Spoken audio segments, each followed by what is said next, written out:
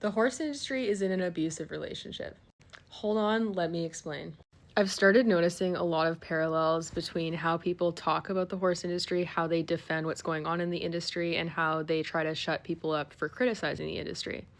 And I've noticed a lot of similarities to how I used to defend my emotionally abusive partners that I was with once upon a time. And also how hard it was to leave those relationships despite being treated poorly and not feeling good. And I've seen a lot of similarities to how people defend the horse industry, how they omit things that they've seen and done to horses, how they hide things, and how they want to downplay things that happen. We see this with "it's a just a moment in time" argument when people capture unflattering images of horses in sport. We see it with people downplaying injuries that horses have, where they go, "Oh, well, most horses don't break down in races. Oh, it's just a cheek bite and a little bit of blood in the mouth. The saliva makes it worse." And excuse after excuse to justify what's going on in the industry and avoid taking any accountability.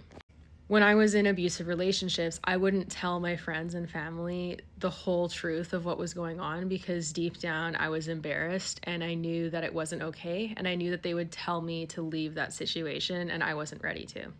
So, despite being treated poorly, despite feeling bad about what I was doing, and despite knowing in my heart that it was wrong, I stayed. And I see people doing this with their defense of the horse industry. They continue to deny, defend, and stay within the industry and not envision a better way of doing things or changing things or more accountability. Because the familiar toxicity of the horse world seems less scary to them than the idea of leaving and starting something new. The unknown of what the industry could become if we held it accountable. And I did this same thing in abusive relationships.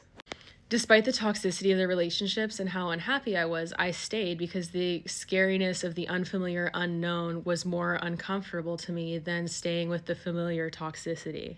And I think that unknown and not knowing what their horse career would look like, not knowing how they would approach horse training if they were to admit to these things being wrong, is scary enough that a lot of people just don't want to think about it or do anything about it.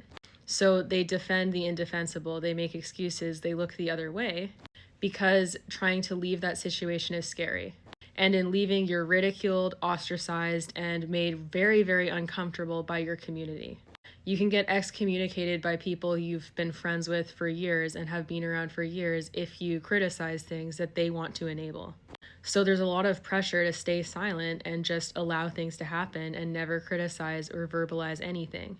And the very notion that it is so uncomfortable to question what is going on in front of our eyes is a sign of an emotionally manipulative community.